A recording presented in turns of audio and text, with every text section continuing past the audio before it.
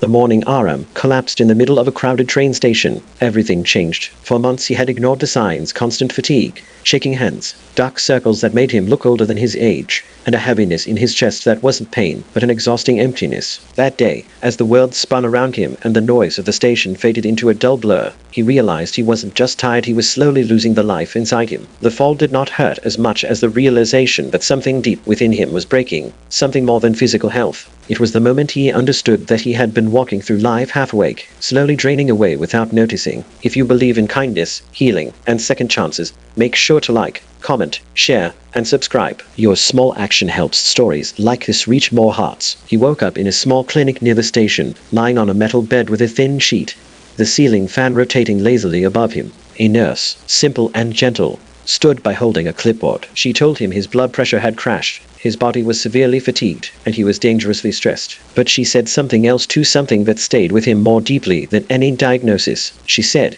"You look like someone who carries the weight of a whole lifetime on his shoulders." Those words pierced him because they were true. He wasn't just sick, he was emotionally drained, spiritually empty, and completely disconnected from himself. Aram lived alone in a small apartment on the 5th floor of an old building. His job was demanding, full of deadlines and pressure, and for years he had sacrificed sleep, meals, and peace just to survive each day. He always thought pushing himself harder meant winning, but now he saw it was slowly destroying him.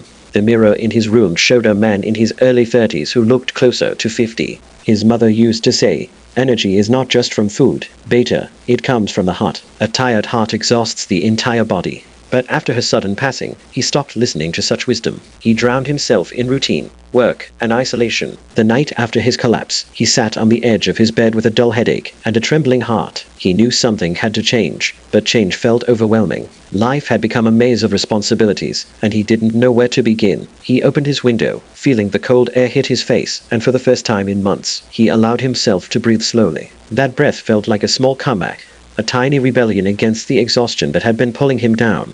Days passed, and Aram started noticing little things. He was always tired after meals. His skin looked pale, his heartbeat was irregular at times, and sleep never came easily. He lived in a state of constant exhaustion. One evening, unable to bear it anymore, he walked to a small herbal shop at the corner of the market. The shopkeeper, an elderly man with kind eyes and a quiet smile, welcomed him with warmth. Aram didn't know what to say, so he simply said, "I feel empty, no energy, like something inside me is fading." The old man listened silently, then handed him a cup of warm herbal tea made with mint, tulsi, and lemon. "This will not heal everything," he said softly, "but it will remind your body how to breathe again." That simple cup of tea comforted Aram more than any expensive medicine. The man told him, "Nature heals from the inside. When you forget to take care of yourself, the body whispers. When you ignore it, the body screams." Aram left the shop feeling a small spark of warmth inside, not because of the tea, but because someone finally saw his pain without him having to explain it fully. The next morning, Aram decided to take a slow walk to the nearby park. His legs felt heavy at first, his chest tight, but the morning air was cool and carried the scent of grass and earth. Children played in the distance, old men walked with hands behind their backs, and sunlight gently filtered through the leaves. For the first time in a long while, Aram felt something awaken inside him, a forgotten memory of peace. He understood then that healing wasn't just about medicine, but about reconnecting with life itself. He started with small habits. He replaced packaged food with simple home-cooked meals. He cut down his late-night scrolling and forced himself to sleep earlier. He made herbal tea his daily companion. He spent 10 minutes each morning sitting quietly, breathing slowly, allowing his mind to settle. These changes were tiny, almost insignificant in the beginning, but over time they stitched pieces of him back together. Every morning walk brought him closer to himself. Every herbal cup soothed a part of his heart. Every night of proper sleep felt like a victory. The fatigue did not disappear overnight. He struggled. He fell back into old habits some days, and his body sometimes resisted the change. But each small step gently pushed him toward a healthier, calmer version of himself. One day at the park, Aram saw a young woman sitting alone on a bench. She looked just like he once did, exhausted, lost, overwhelmed. She was rubbing her temples, breathing heavily, as if life had drained the energy out of her. Something about her reminded him of his own collapse at the station. After a moment of hesitation, he approached her and asked if she was all right. She looked up, startled but grateful, and said she had been dealing with burnout and anxiety, feeling like she couldn't keep up with life anymore. Aram felt something shift inside him. For the first time, he wasn't the one who needed help, he was the one offering it. He shared his story with her, how he had collapsed, how he struggled, and how he slowly rebuilt himself through small, natural habits. The girl listened intently, her eyes softening with relief that someone understood her pain without judging her. They talked for almost an hour, sitting under the shade of trees while the wind gently passed through. When she left, she thanked him with genuine warmth, saying, "I didn't know simple things could change life. Thank you for reminding me." As she walked away, Aram realized that the journey he thought was meant to break him was actually shaping him. His transformation wasn't just for him, it was becoming a source of light for someone else. And that moment filled him with a sense of purpose he had been missing for years. Weeks turned into months. Aram became stronger, healthier, and more peaceful than he had been in a long time. He no longer woke up feeling empty. His skin regained color, his eyes looked more alive, and his thoughts were clearer. He wasn't perfect, no one ever is, but he was present, aware, and connected to his own life. The park, the herbal shop, the morning walks, the quiet minutes of breathing, all of these became pillars of his renewed energy. But the biggest change happened inside his heart. He realized health wasn't just about the body, it was about balance, kindness to oneself, and the courage to slow down when the world demanded speed. His mother's words returned to him often: "A tired heart exhausts the entire body." Now he finally understood. He started living with a softer heart, a calmer mind, and a grateful soul. One evening, as the sun set in soft shades of orange and pink, Aram stood on his balcony overlooking the city. He closed his eyes and felt the breeze brush against his face. He wasn't the man who had collapsed in the station anymore. He was someone reborn through small, natural changes and a profound desire to heal. Life hadn't become easier, but he had. He knew now that energy wasn't something you find, it's something you nurture. And he wished deeply that everyone struggling in silence would understand that healing was possible, that a tired heart could still find its rhythm, and that nature always had a quiet, powerful way of restoring what life had taken away. If this story touched your heart even a little, please like, comment, and share it. Your engagement helps keep emotional storytelling alive.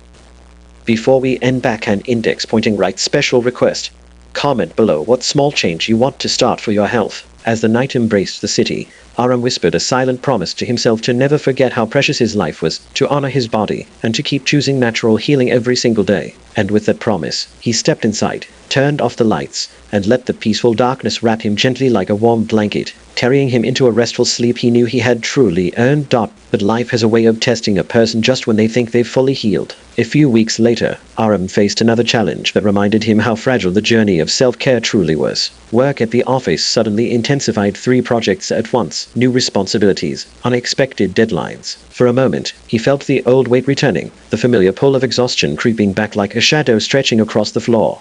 But this time, something inside him refused to let history repeat itself. One late evening, as he stood at his desk surrounded by glowing screens and endless documents, he felt the tightness rising in his chest. His pulse quickened, and instinctively he closed his eyes, remembering the station floor, the blurred voices, the helplessness. But instead of panicking, he took a slow breath, placed a hand on his heart, and whispered to himself, "Not again, I won't lose myself again." He turned off the screens, packed his bag, and walked out into the cool night air. The city lights shimmered like distant fireflies, cars hummed softly, and the sky above carried a calmness he desperately needed. He walked slowly, letting the stress drain away with each step. When he reached the small herbal shop, it was closed, but the sight of the wooden signboard and the memory of warmth from the old man felt like reassurance. Healing wasn't about perfection, it was about remembering to return to yourself. The next morning, he woke up early and prepared a simple breakfast: warm oats, honey, and fresh fruit. He brewed herbal tea, letting the steam rise like a gentle morning greeting. For the first time in years, he started journaling, writing thoughts he had long buried, fears he never admitted, hopes he once abandoned. As his pen moved across the page, he realized something profound. Healing wasn't only about energy and health, it was also about understanding one's own heart. His transformation slowly began to touch the people around him. At work, colleagues noticed he looked brighter, calmer, more anchored. One of them, Samir, a close friend, asked him privately, "Yeah, how are you so composed these days?" "I'm dying under the workload." Aram smiled gently, feeling almost emotional hearing the same desperation he once felt. He shared small tips: taking mindful breaks, breathing exercises, sunlight walks, simple natural foods. It wasn't advice from books, it was wisdom earned through pain. A few days later, the young woman he had met in the park returned. Her face looked refreshed compared to before, though faint signs of fatigue remained. She sat beside him on the bench,